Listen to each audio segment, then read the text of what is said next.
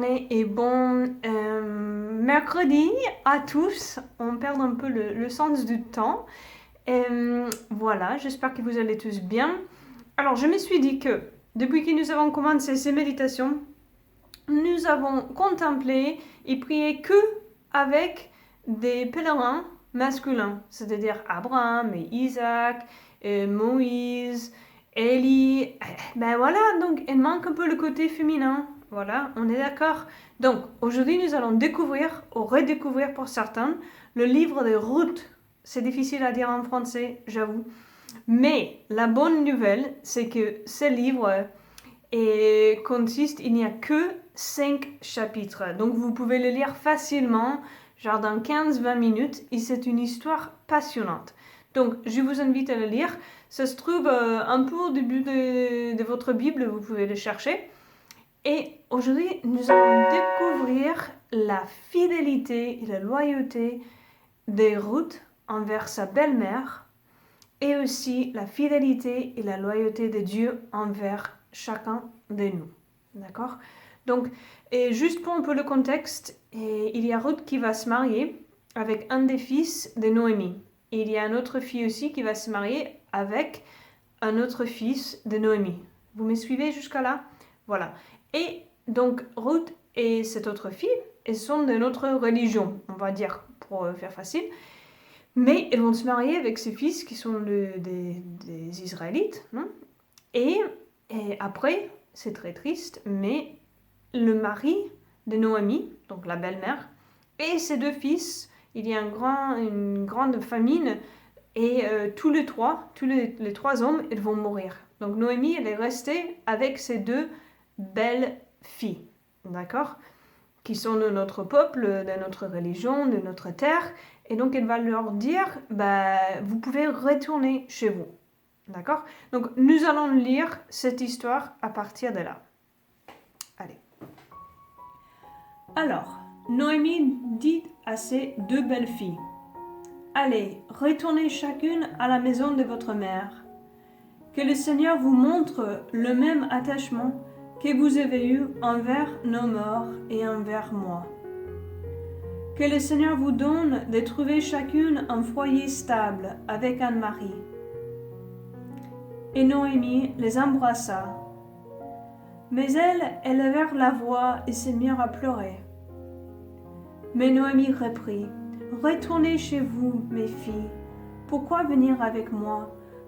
Pourrais-je encore avoir des fils à vous donner comme mari? » Alors les deux belles filles de nouveau élevèrent la voix et se mirent à pleurer. Orpha embrassa sa belle-mère, mais Ruth restait attachée à ses pas. Noémie lui dit, « Tu vois, ta belle-sœur est retournée vers son peuple et vers ses dieux. Retourne toi aussi comme ta belle-sœur. » Ruth lui répondit, « Ne me force pas à t'abandonner et à m'éloigner de toi, car où tu iras, j'irai. Où tu t'arrêteras, je m'arrêterai. Ton peuple sera mon peuple, et ton Dieu sera mon Dieu. Où tu mourras, je mourrai, et là, je serai enterré. » Donc voilà, je vous proposerai avec ces paroles de les considérer et de les méditer de deux façons différentes, d'accord? Déjà, ces paroles parlent en soi, dans l'histoire, de cette fidélité et de cette loyauté que Ruth a envers sa belle-mère. Donc, elle tient ses promesses de fidélité envers son mari, même si il est mort, mais à sa famille. Et puis, cette loyauté de dire non, je reste à tes côtés. D'accord? Donc, il y a cela. Et avec ces paroles, nous pouvons méditer sur le fait que Ruth, elle n'est pas concentrée sur ni où elle va aller, ni le chemin qu'elle va prendre, ni ce qui se passe à son extérieur, ni les circonstances, et même pas sa mort, c'est très fort.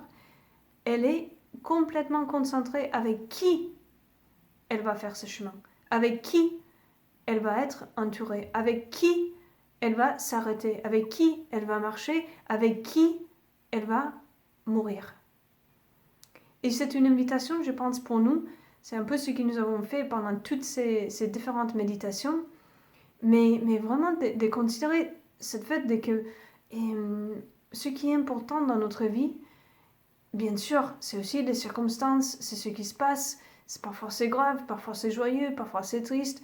Mais le plus important, c'est d'avoir vraiment notre vie centrée, notre cœur, notre esprit, notre intelligence centrée sur avec qui nous faisons ce chemin. Pour qui nous faisons ce chemin. Et c'est ça le but de toute notre vie. Pour qui, avec qui. Et donc pouvoir faire cette prière et de pouvoir regarder Jésus et dire j'aimerais tellement pouvoir te dire Jésus, ces mêmes paroles. Seigneur, là où tu iras, j'irai. Là où tu t'arrêteras, je m'arrêterai. Ton peuple sera mon peuple. C'est très beau cela. Je pensais beaucoup à nos fameux chemins de Saint-Jacques et aux différents pèlerinages que nous avons faits, mais comment dans ces moments-là, le peuple de Dieu est vraiment notre peuple. Nous ne sommes pas là à dire là c'est mon meilleur ami, ça c'est mon meilleur ami, je m'entends bien avec ceci. Oui, un peu, mais en gros nous faisons le chemin tous ensemble, puisque nous sommes réunis tous en son nom. En son nom, et donc son peuple devient mon peuple. Et c'est un peu comme ça, c'est être en Espagne, ou être en France, ou être aux États-Unis, ou être dans un pays, ou être dans un autre pays. Et là où nous sommes, ce peuple est mon peuple, parce que j'essaie de dire au Seigneur, Seigneur, ton peuple sera mon peuple. Et donc, cela pourrait nous aider tellement, surtout maintenant, on est confiné, on est confiné, on n'est pas confiné. Voilà, nous devons faire ceci, il y a les circonstances qui de nouveau, sont tellement instables, et voilà, on ne sait pas. Mais si nous pourrions arriver à dire, c'est avec qui je fais ce chemin. C'est lui qui est mon rocher. C'est lui qui donne cette stabilité à ma vie. Et c'est pour lui que je fais les choses, ou j'essaie.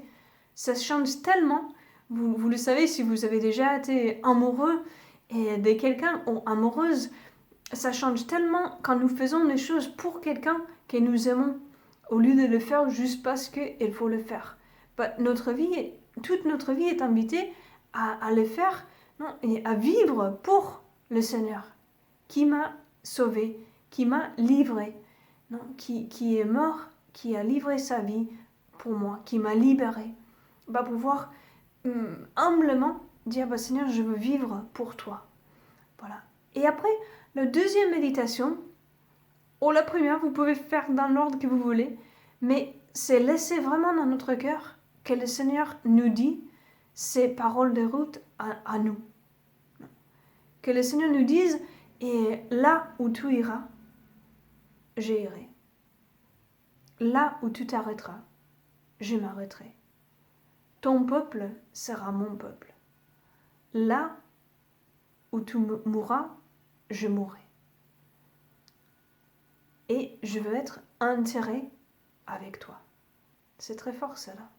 Mais c'est ça un peu la passion du Christ. Elle est enterrée dans nos morts. Voilà. Pour ensuite pouvoir ressusciter, pour pouvoir ensuite transformer nos morts en vie. Mais vous imaginez le Seigneur, Dieu de l'univers, qui nous dit, là où tu iras, j'irai. Que le plus grand désir de notre Dieu est, là où tu t'arrêteras, je m'arrêterai.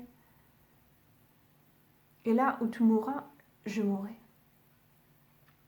En Jean 17, l'évangile de Jean 17, il y a un moment où c'est la prière de Jésus au Père. Il y a un moment où Jésus dit, Père, là où ils sont, là où je suis, je veux qu'ils soient aussi.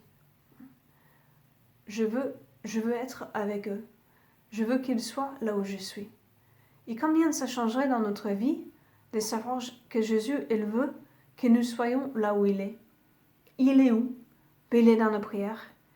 Il est dans les sacrements, à la messe. Il est dans nos frères et sœurs. Il est dans les membres de nos familles.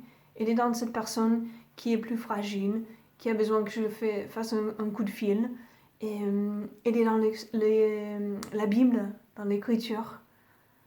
Père, là où je suis, je veux qu'il soit aussi. Et donc, ce désir de Jésus, et que nous soyons là où il est. Ce désir de Jésus d'être avec nous. Voilà. Avec nous, notre pauvre vie qui est faible, qui est pleine de péchés, qui n'est pas à l'auteur. Bah non, elle n'est pas à l'auteur.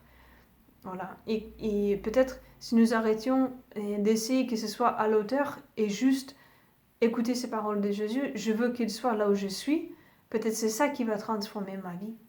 Peut-être c'est ça, au lieu de moi-même essayer à coup de je sais pas quoi, de dire il faut que j'arrive, bah non. Parce que la grâce de Dieu, elle peut tout transformer. Donc je vous invite aujourd'hui de lire, mais vraiment lire ces chapitres de Ruth. Ça se lit très facilement, c'est une histoire, c'est passionnant. Et de prier avec ces paroles de Ruth, de pouvoir les dire à Jésus et d'avoir l'humilité de laisser que Jésus, il nous dit et ces paroles aussi. Là où tu iras, j'irai.